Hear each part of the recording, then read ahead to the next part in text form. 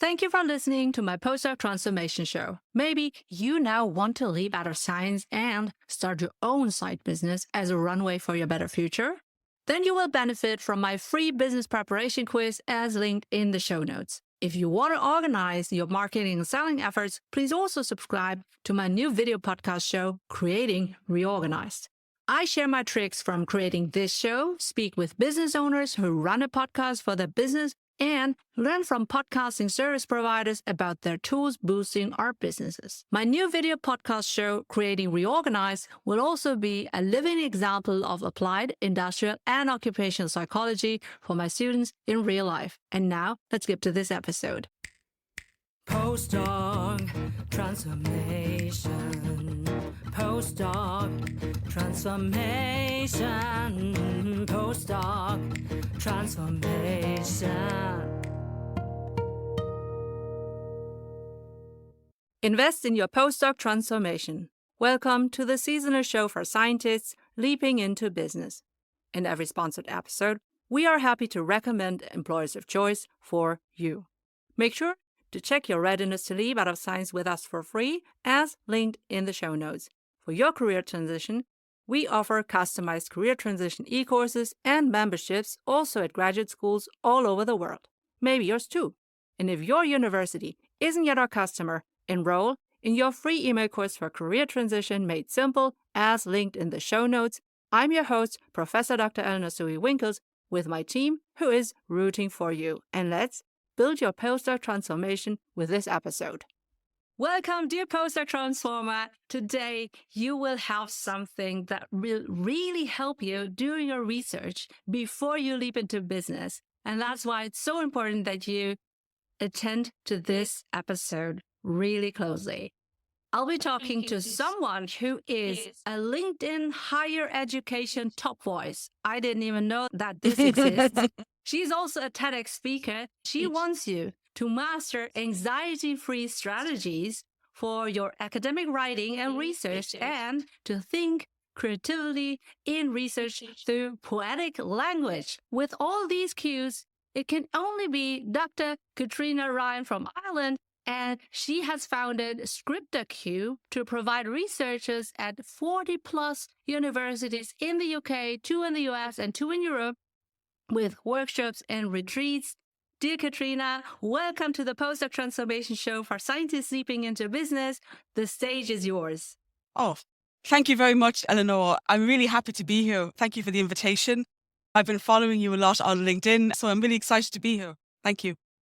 Thank you. You are the only person who announced that she would be recording with me and who shared that also on LinkedIn. So also kudos to you that you do the LinkedIn game so well. You're a top voice. Obviously, you master the game. So if anyone wants to know how to play the LinkedIn game, Catriona is the person to go to. Thank you. Before we dive into how you can help scientists do their research creatively and anxiety-free, I'm curious about ScriptorCube. What was your motivation and how did you come up with the name ScriptorCube, Catriona?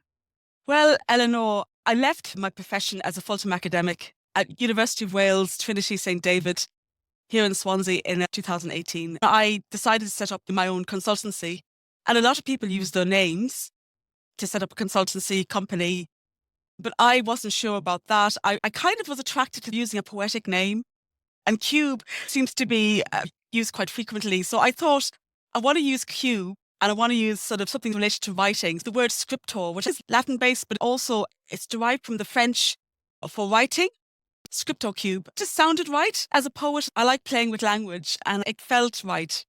So I landed on ScriptorCube, and I was happy with that. That's great. And it also sounds plausible and speaks to your personality. As an entrepreneur, it has to be you 100%. Finding a name is really important because that really speaks to your heart, but also to the heart of your customers. Yes. So now talking about your services, is it only for language scientists or also for other scientists who are trying to be creative in research? That's a great question, Eleanor. I have 3 main workshops: academic writing, reduce anxiety, creative thinking in research, and stress reduction techniques in research. They are geared towards PhD researchers But it's actually, and I will be honest with you, I think that I would say 60 to 65% of the people who attend my workshops tend to be science-based. Since 2018, I have delivered these workshops to thousands, I mean, literally, I don't know, tens of thousands, maybe, I don't know, of doctoral researchers at this stage. And I've covered every research area. I mean, I really, really have. But yeah, I would say 60 to 65 would be science-based. The people often ask about the titles of my 3 workshops, and are they purely about stress reduction?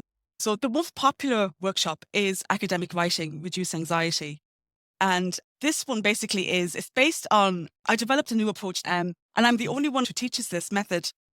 So basically this method I developed it when I was a second year when I was a PhD researcher at Swansea University. I graduated in 2010 in Irish literature and critical theory. And so basically when I was in my second year, around 2008 or 2009, 2008, I think, I developed this new approach, and it was an accident the way how it all happened. You know, the standard approach to academic writing is you've got you're about to write a paper or you're about to write a PhD chapter, and you've done all your reading for it and you've done some planning. So you start writing, and the typical sort of approach would be, you're not sure quite what the argument is, but you start writing your paragraphs, but you're not sure what the argument is because it could go in a variety of different directions. You're also conscious of your style, so you're trying to write formally.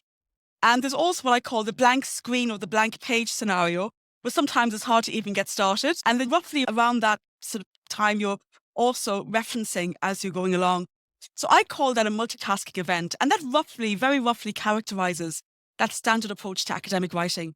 But what my method does completely turns that on its head by applying mindfulness to the academic writing process, what I mean by that is by breaking everything down to bite-sized manageable chunks.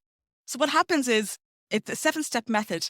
And what happens is that instead of getting people to write straight away, actually writing is the last thing they do. The first thing they do first, the first 3 steps, all about developing the discursive a framework for the whole chapter before you write anything, really.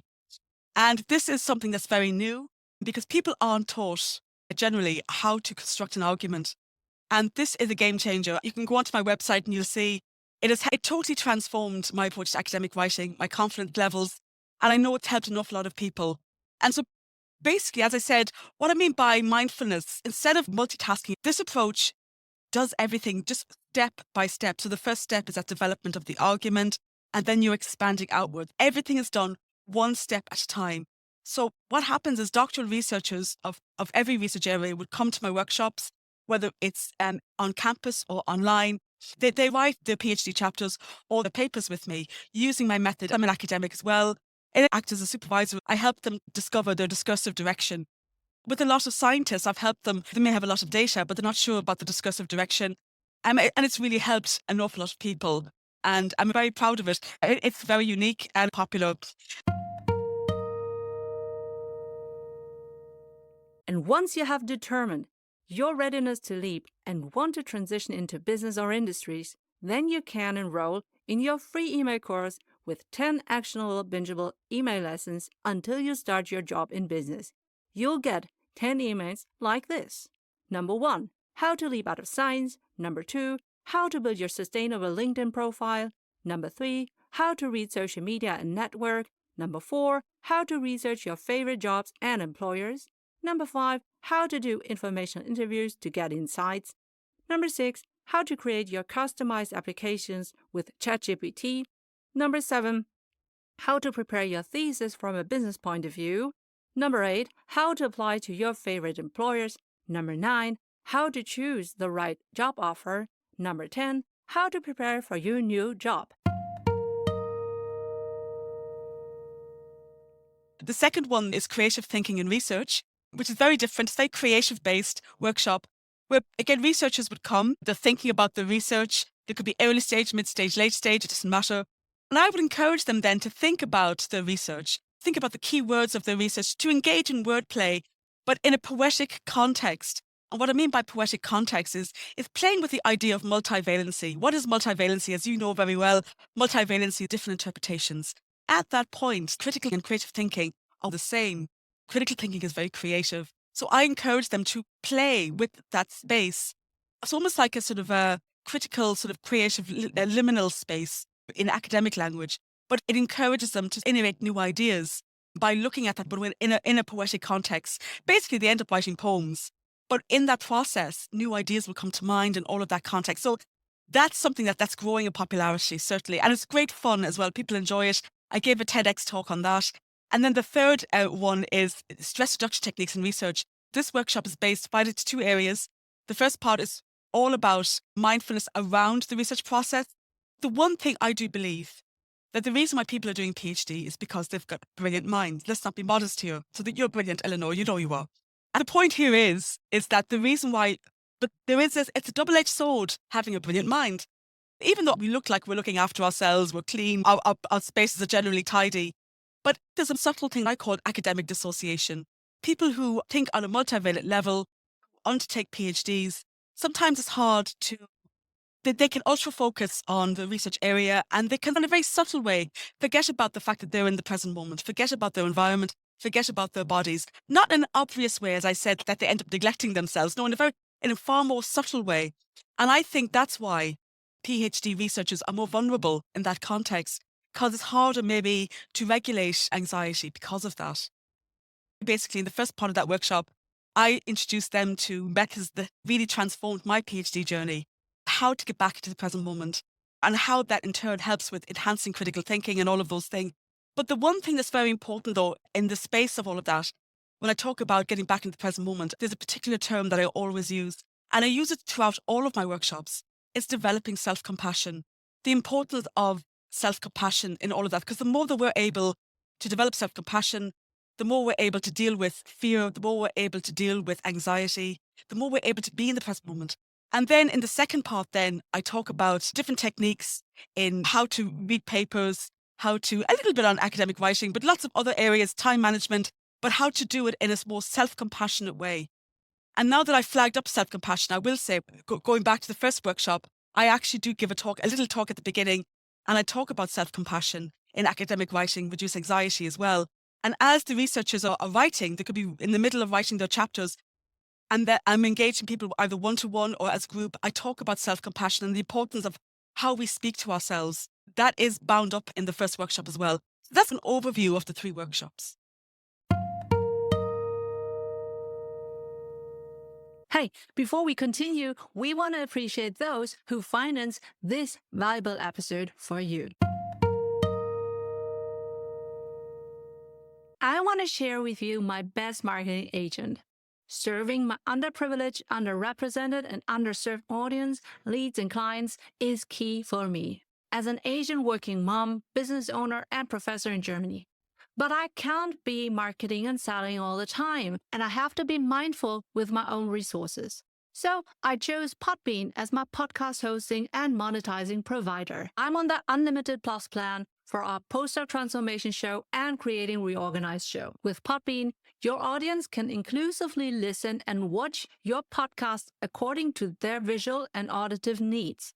You can also embed your customized podcast player on your external website or use one of the beautiful website templates. You can easily share your podcast on all major podcasting directories, which allows you to reach a huge audience on their favorite devices in their countries. Podbean also has an ads marketplace, and you can easily attract and manage sponsors for dynamic ads, which are played out depending on your audience criteria. This way, you can serve your audience for free. Some of them become your clients eventually, but your advertising sponsors independently support you financially in each episode. See insightful stats per demographic and which episodes attracted most listeners so you can tailor your future episodes for your leads and clients and present suitable external ads. If you want to try Podbean for your own podcasting, DM or email me Podbean so I can share my experience and consult you. Please check it out via my link in the show notes. I only get a small financial reward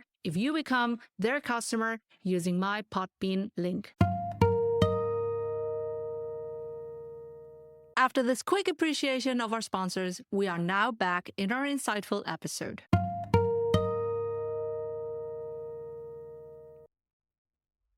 Wonderful. And from what I hear, I really have to say this is something young PhD students need to hear from the get-go before they start their PhD, before they have this honeymoon, take on multiple projects, think of brilliant ideas that are not feasible within 3, 5, even a 7-year time span. That's right. And then to be disappointed of themselves and less compassionate for themselves. Absolutely. So that means they will probably burn out doing the PhD. That's what I see a lot, because a lot of the PhD students who come because of their postdoc transformation are disillusioned about what they set out to do, but they're not finishing it, or they're not thinking of being up to their own standards. Yes. And if they had been to your workshop before, they probably would have been kinder to themselves.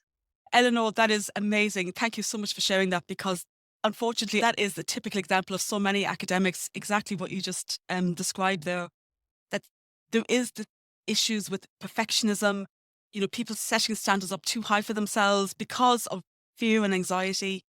But I always say to early stage researchers, because in the first few weeks of my PhD, I made a promise to myself that I would take on 2 projects. First project was the excitement of the PhD, and I love that, and all the enjoyment that goes with that. But the second project is even more important.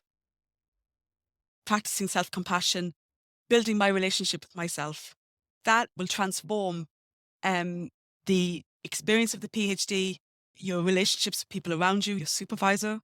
The more you're able to practice self-awareness and deal with internalized negative voices, the more confident you will be. My confidence grew quickly through practicing self-compassion.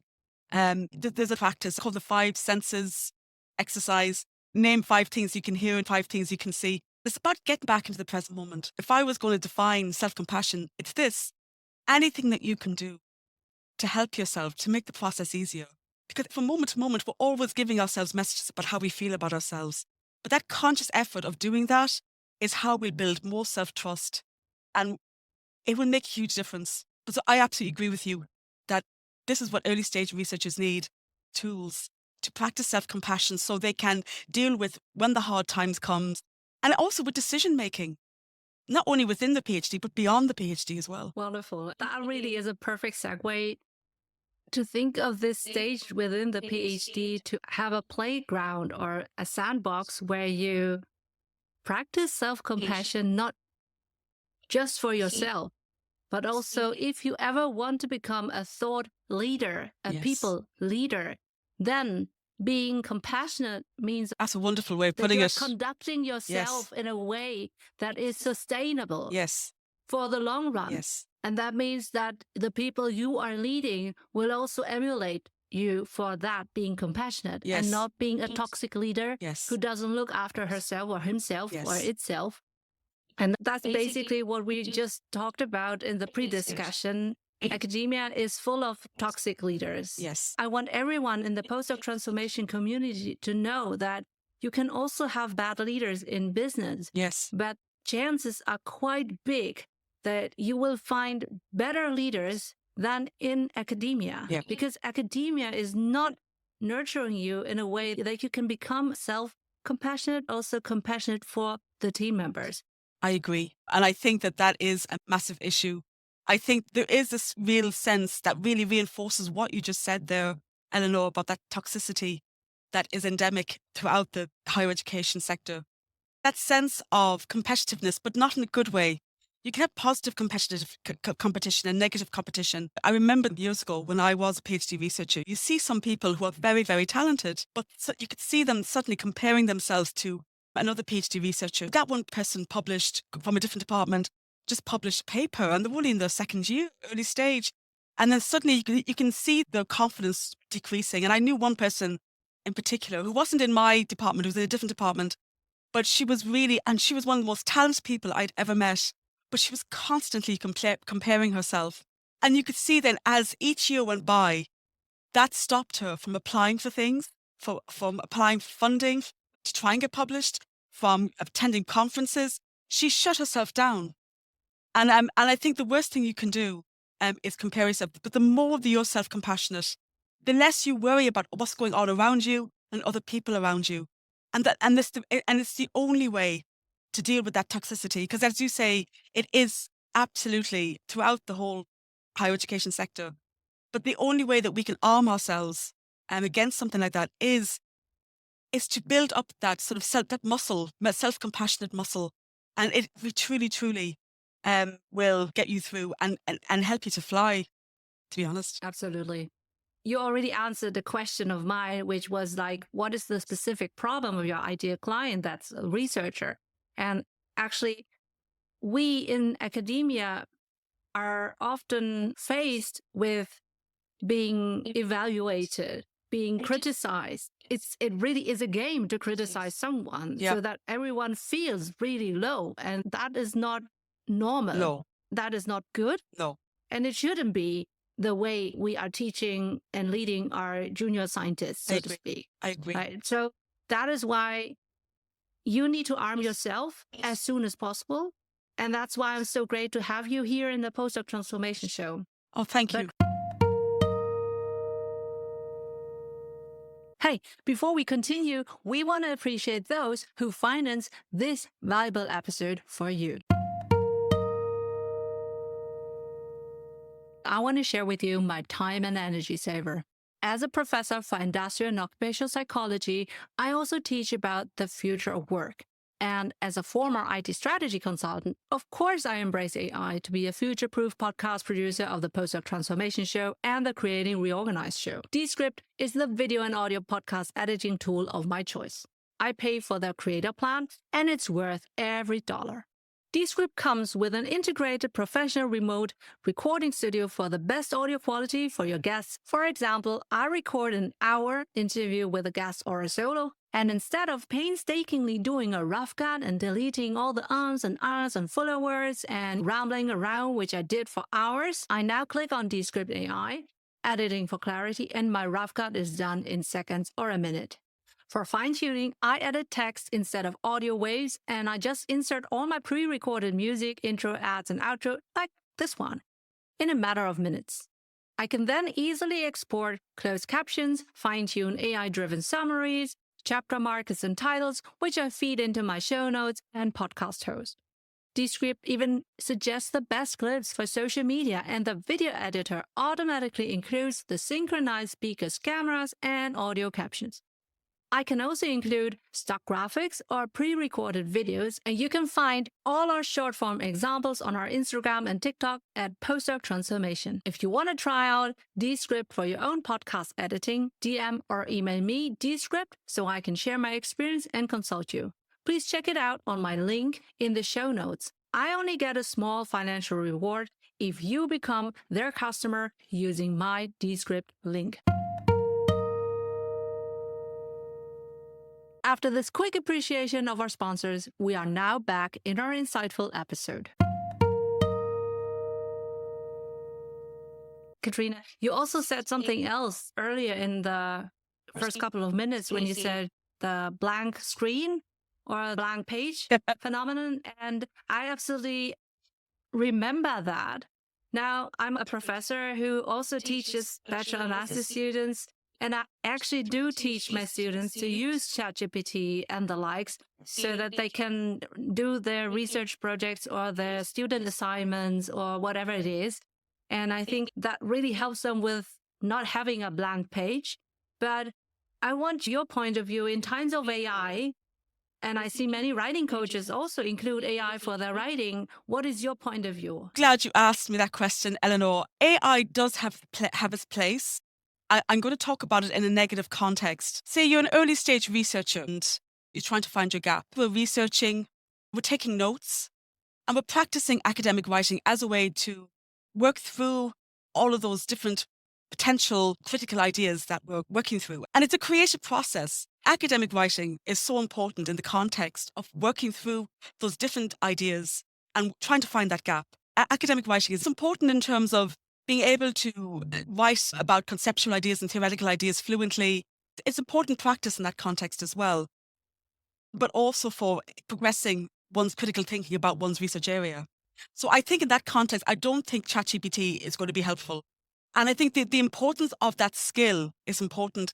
And I always encourage PhD researchers. I'm going to go further now, and this might be controversial what I'm going to say, But I actually believe, and I know from my own experience, that longhand writing is very important in that context. There's a great paper published by, I'm sure you know this paper, by Professor Pamela Muller from Princeton University called, I think it's The Pen is Mightier Than the Keyboard. And she conducted some experiments on this. She said she sent some students into a lecture. She got half of them to take notes via the laptop, another half take notes via longhand. The difference was remarkable. She found those who took notes via laptop tended to plagiarize what the lecturer said. But those who took notes via longhand were a lot more discursive and a lot more considered in terms of what they were listening to. And that's not even ChatGPT, that's just a laptop. What she's implying that there is a kind of a dissociation takes place.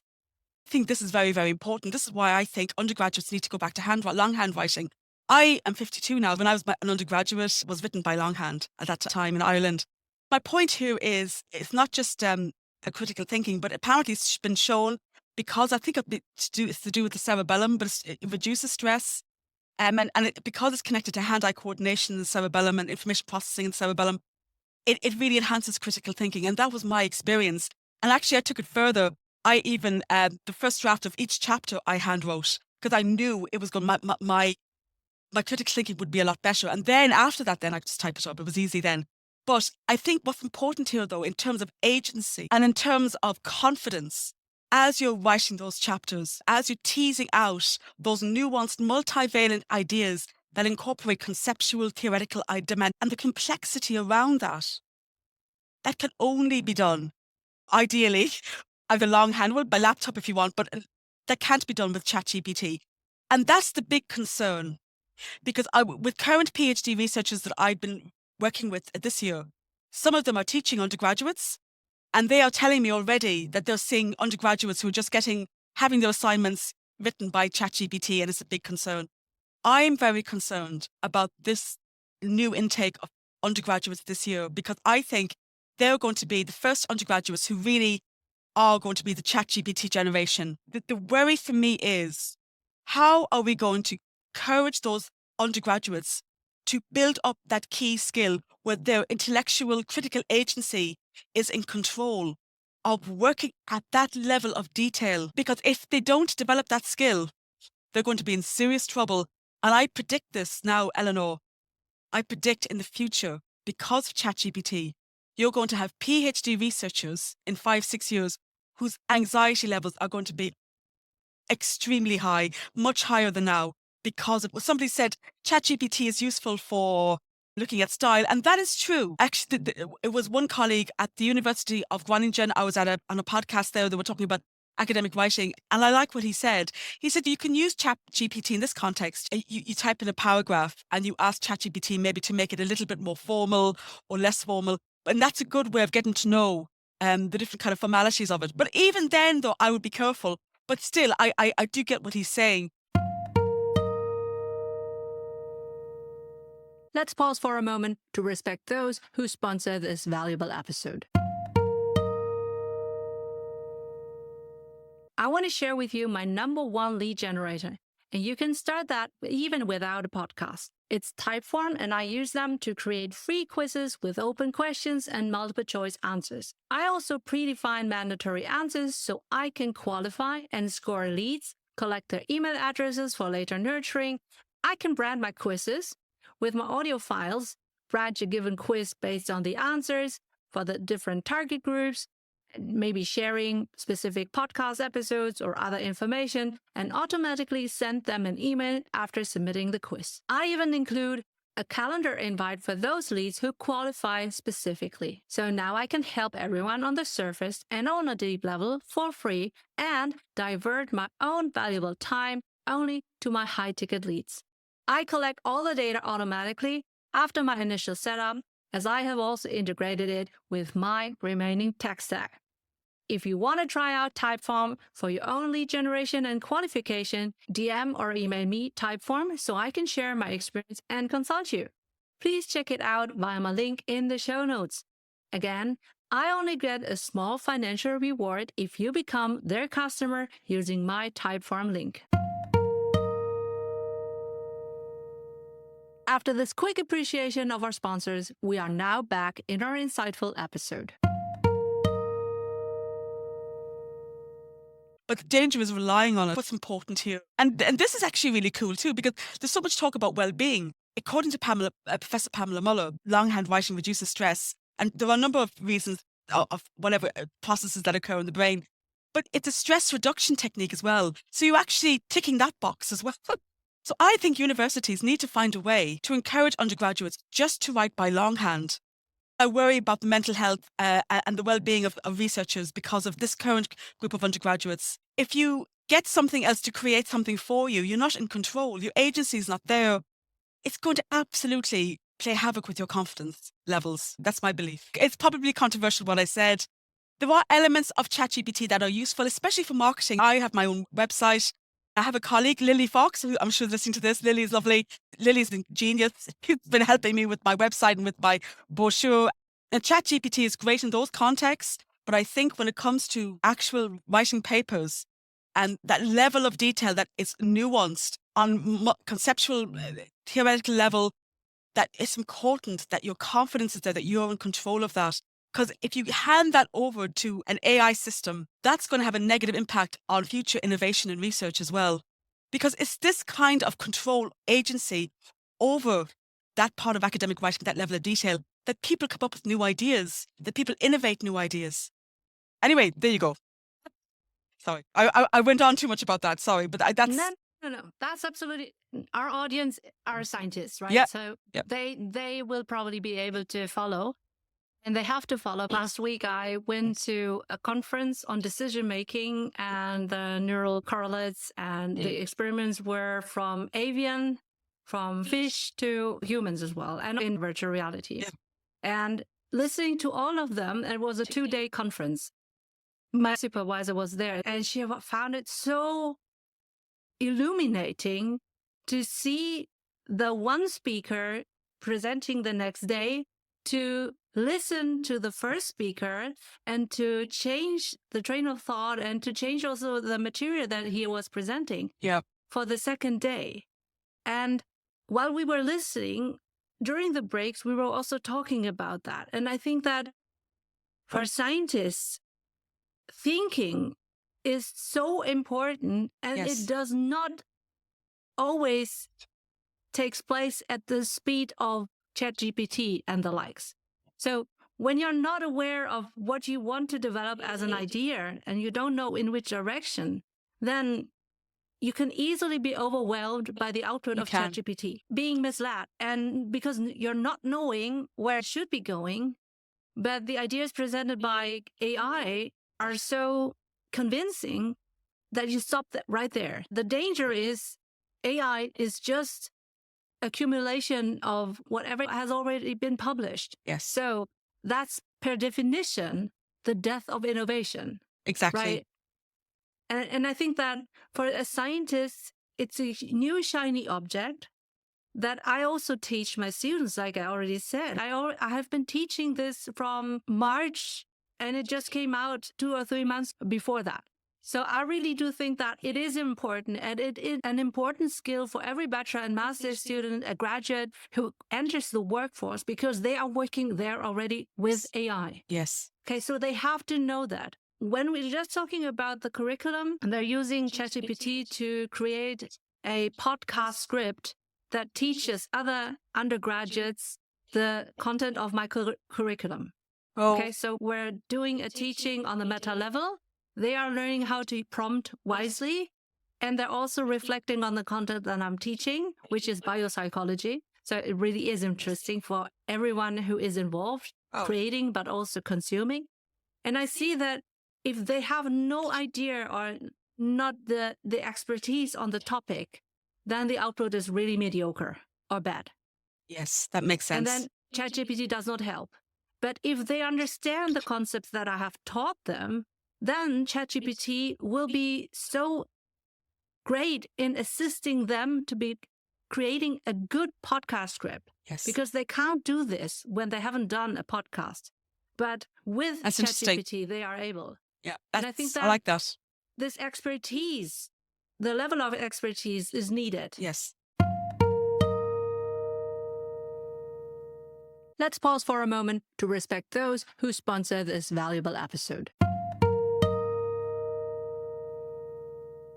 if you want a relatively passive income, creating a paid e-course as your service is a great option, especially if you are like me, an experienced teacher in higher education, and now want to share even more knowledge and maybe also create a paid membership with live group meetings beyond the e-course.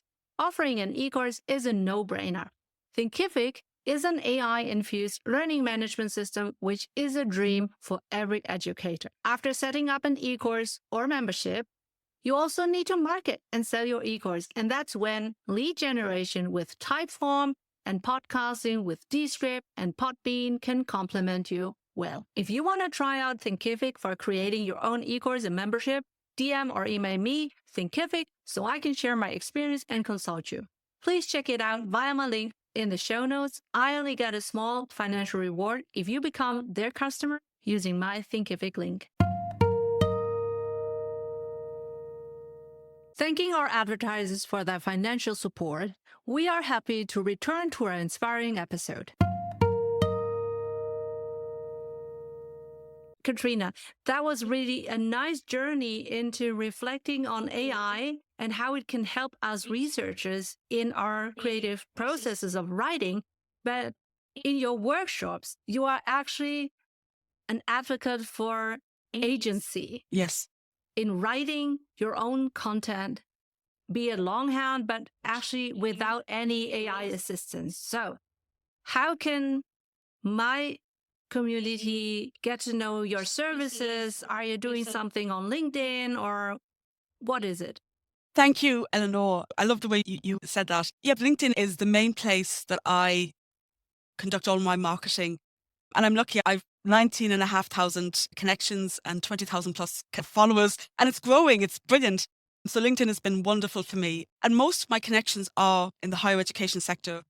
A good thing for people to do is to engage with me either via email or my wonderful colleague, Lily Fox, my website. There'll be an online form. They can contact me and then we can arrange a Zoom meeting. And then I can talk to any prospective clients about the workshops and what we can do. I provide workshops, but I also provide 2-day and 3-day retreats as well in academic writing, which can be done on campus or online. And they're very successful. The most recent one I did was with Imperial College London. I've built up a great relationship with that particular group and they book me every year. So their director has been very kind in offering all kinds of help in terms of providing testimonials or anything that I need, which is lovely of them. So they've allowed me to advertise some pictures from that particular retreat, which we held in Windsor, actually, which is lovely, in a hotel there for 2 days. People can contact me and we can arrange a Zoom meeting.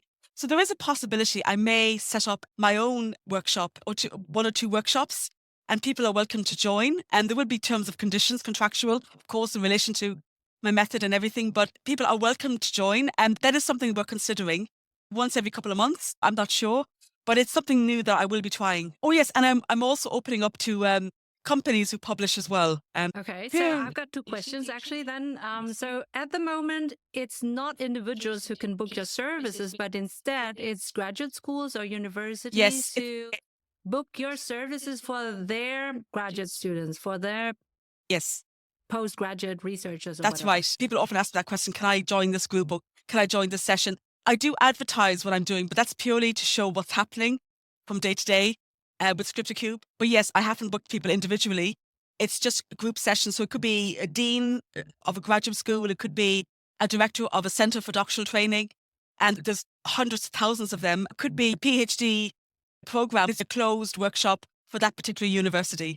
But keep an eye on my LinkedIn page. I may be opening up to setting up my own workshop or retreat. Okay, so if you really want to have an individual ticket to one of the workshops that Catriona is thinking of, you need to comment that you want this, because demand really needs to be there before she can deliver. I'm doing the same, right? So I do also my career transition workshops for universities, for their graduates, and the price point is different. So it really has to be a reasonable reason for Catriona to do this also on an individual level. And if you want that, you need to let her know and not wait for that, because that's an opportunity that you don't want to miss. Thank you, Ellen. So let's say I'm a young scientist. I'm an early career scientist and I don't deal with my problem. I have a low confidence. What will happen at worst? You had already a lot of people in your cohorts. Do you also follow them up in their trajectories, career-wise? Some people I have kept in contact with, and I know that from, the many thousands of people that I've delivered this workshop to, the academic writing reduce anxiety workshop, but also the stress reduction techniques in research workshop as well, that it has helped to enhance people's confidence in not only engaging in academic writing, but in looking after themselves. It's the way we speak to ourselves.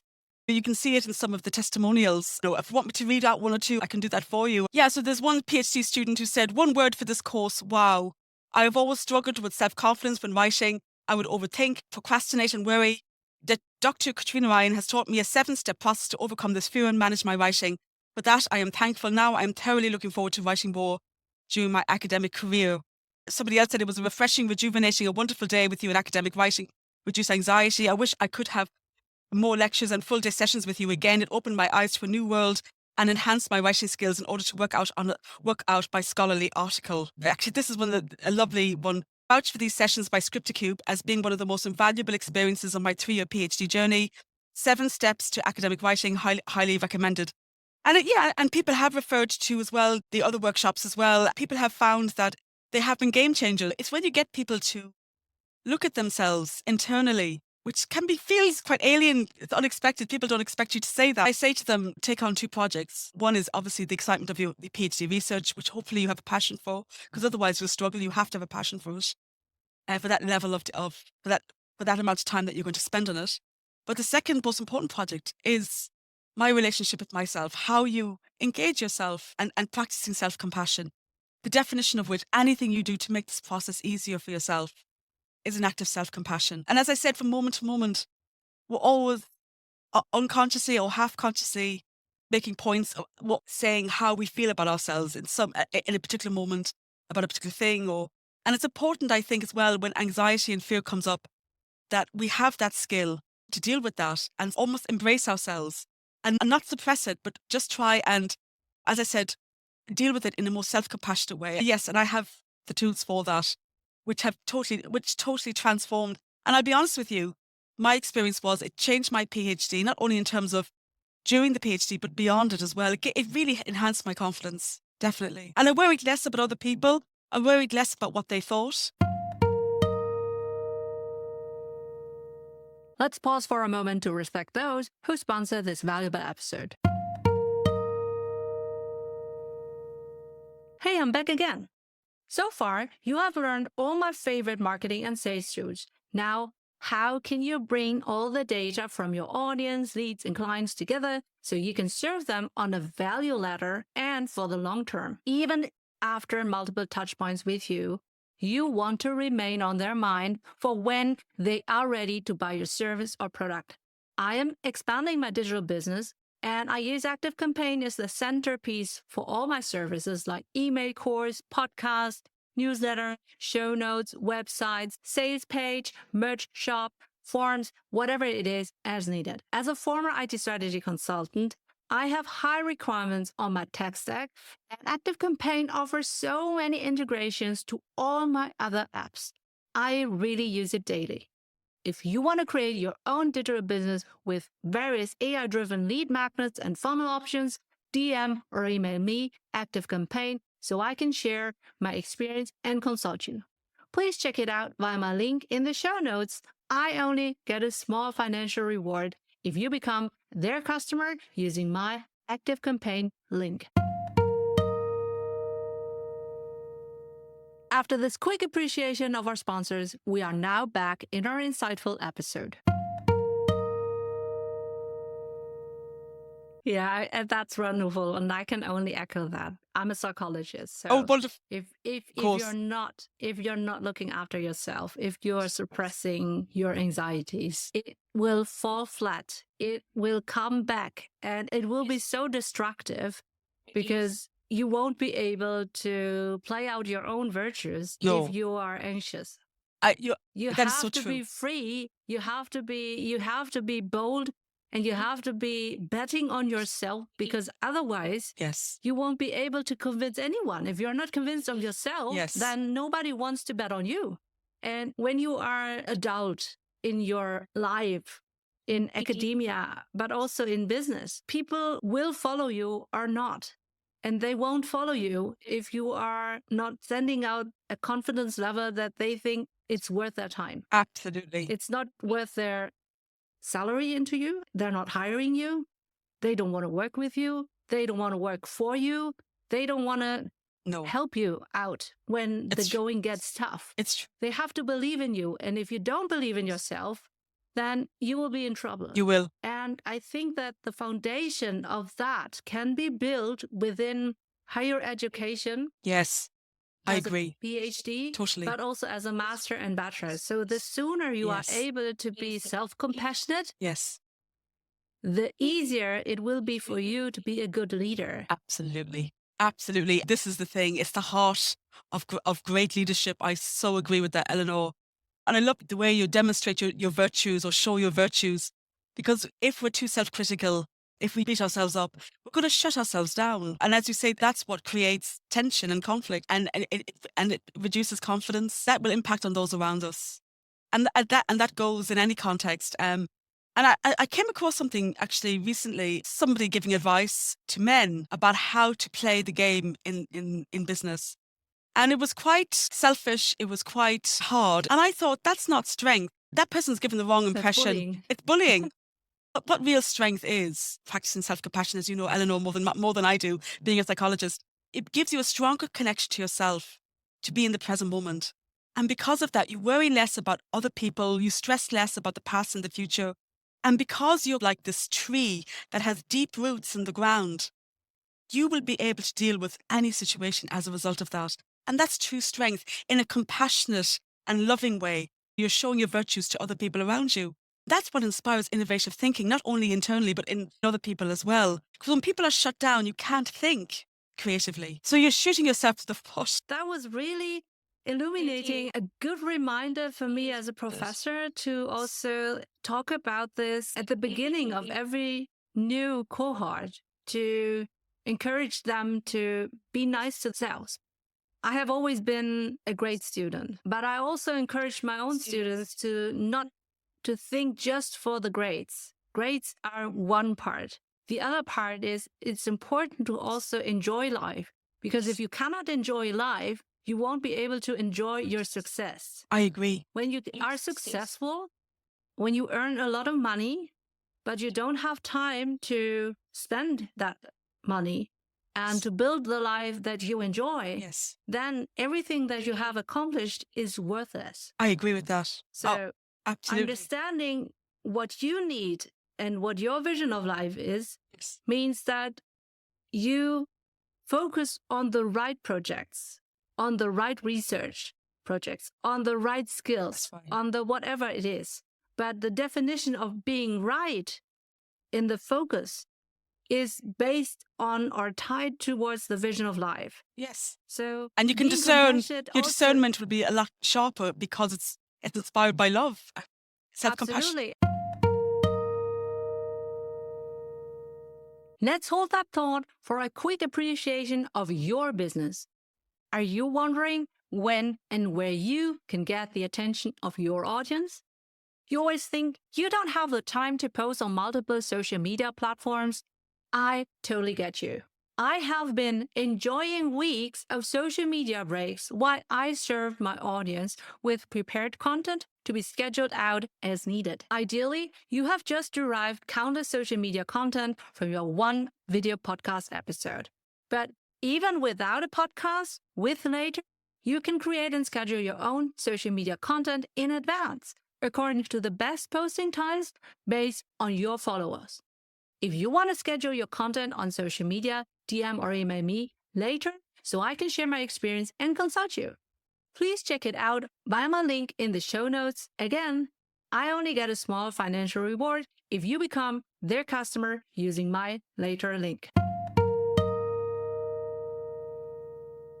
After this quick appreciation of our sponsors, we are now back in our insightful episode.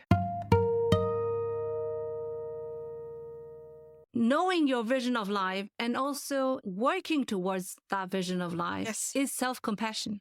Totally. Because you 100%. know yourself, and also you know that you are worth it. And I think that actually also boils down to what I often see is early career scientists often tie their self-worth to their publications. Results are often a coincidence because the editor liked it, because it falls into the editor's research, whatever it is.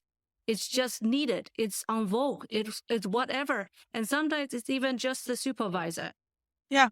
It's not your own result. So don't tie yourself and your results to your self-worth, but instead, if you are enjoying your writing, if you have done whatever was needed, then you can be also content because you have done your best. And I think doing your best is really best when it's anxiety-free. Yeah. So in closing, Catriona, is there anything that you want to share with us? I love the way you put all of that. Thank you. Yeah, just a very quick thing about setting up a business or how PhDs could consider alternative careers to academia. I don't work with it that way. I have been asked this question before, and I will actually talk about my own experience very quickly. And actually, self-compassion is here too. After I finished my PhD, like a lot of PhD researchers, I got tutoring jobs at different universities. But the way I did it was I set up my own business. I called it Ryan Consultancy. It only lasted about 2 years. But it's a great way when you set up your own business. And then I was building up my profile on LinkedIn.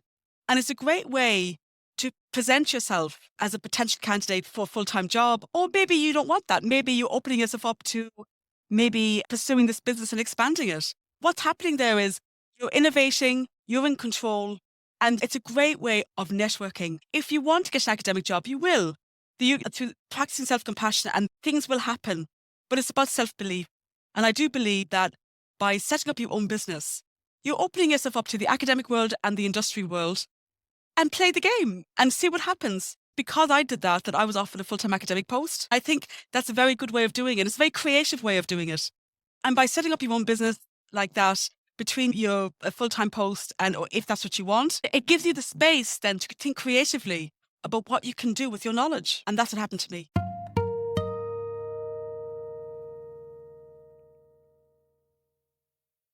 Remember, you are a postdoc transformer. You are highly intelligent, well-educated, a bachelor, master, and maybe you have already your doctor under your belt, or you are a postdoc.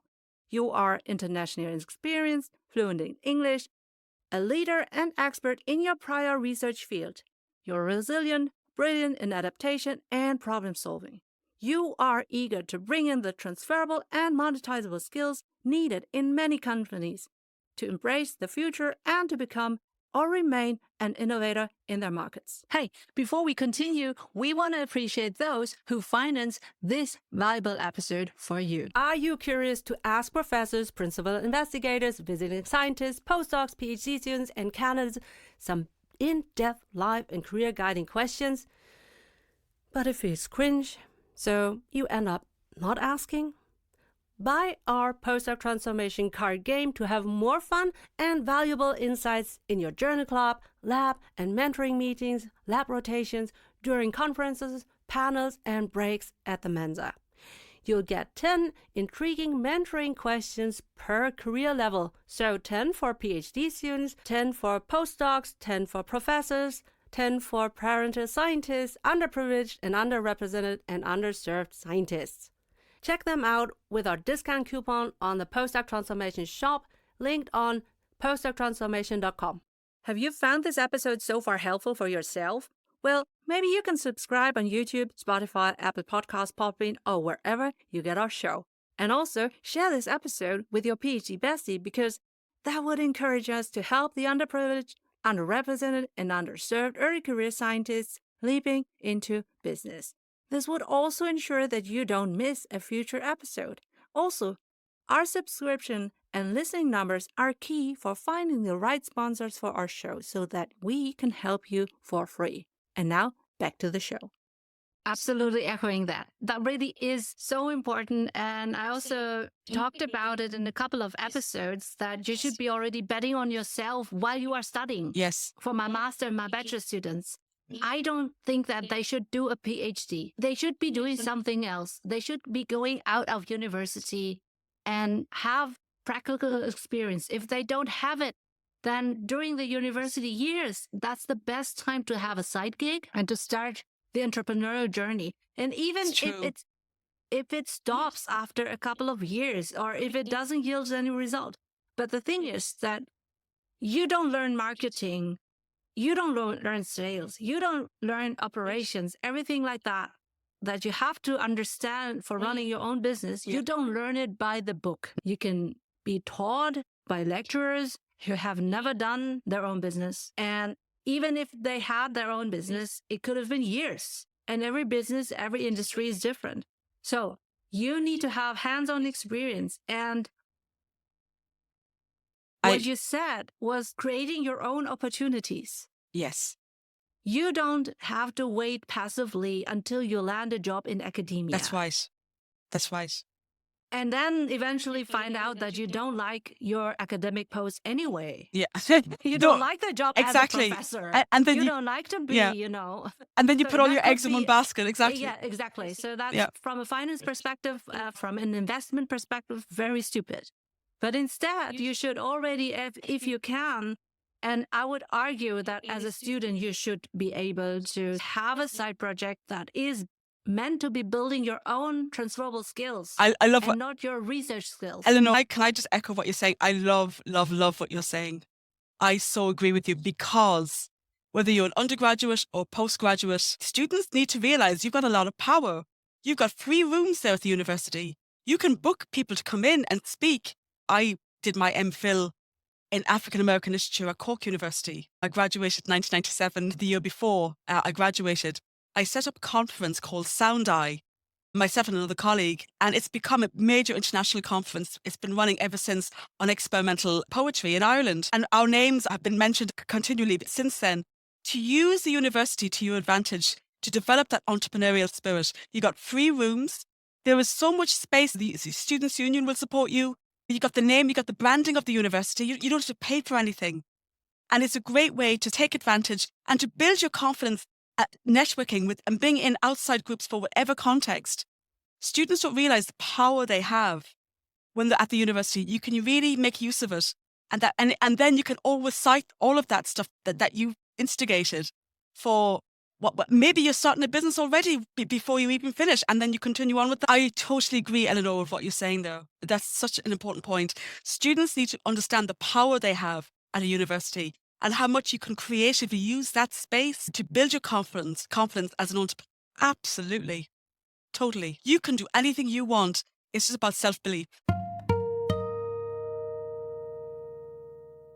And did you know that we offer deep dive e-course workshops and memberships at graduate schools, maybe also at yours in the future?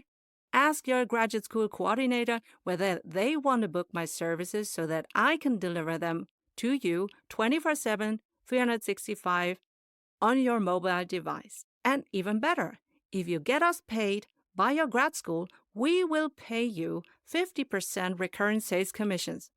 So you will earn money with us as we help you and your PhD besties to transition into business. We can build a postdoc transformation together. Woohoo! Do you want a transcript of our episode? And our episode sponsors answers to all 6 bold questions so that you can choose to apply. Do you want to nominate your potential employer of choice so that we can ask them our bold questions? For all of that, click on our links in our show notes and on our website, www.postdoctransformation.com.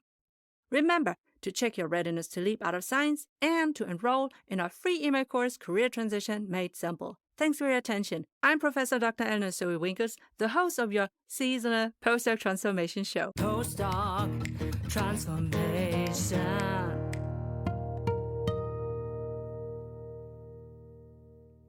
If you are a university chancellor, grad school dean, speaker, have you ever wondered how to make your grad school stand out in the crowded landscape of academia?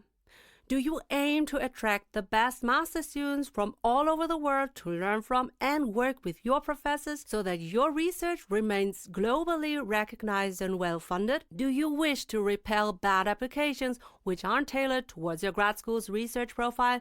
Now, let's talk about a powerful branding tool, podcasts.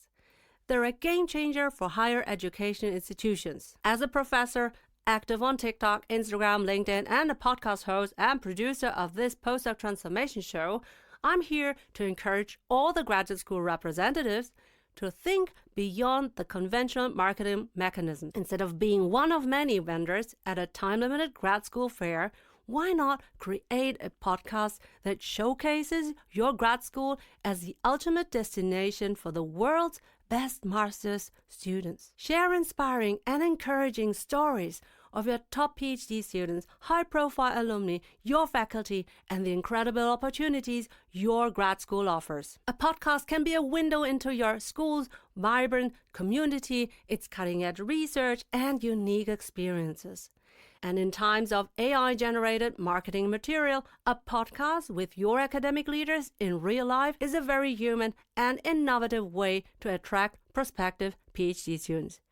You can inform them every day, everywhere, not just during the typical grad school application seasons. This would prepare your best candidates for the application. Even better, you can support and make your current PhD students and postdocs visible for their next career steps in academia or business. Remember, successful graduates elevate your grad school's reputation. So, if you are a university chancellor, grad school dean, speaker, consider this. By launching a podcast for your grad school, you can elevate your grad school's brand and tell aspiring scientists and employers what makes your grad school the best choice, with scalable, evergreen content. If you're interested, forward this to your marketing representative and get our list of 30 sample episode titles customizable for your grad school podcast, and just enter an email address on my website www.postdoctransformation.com as linked in the show notes.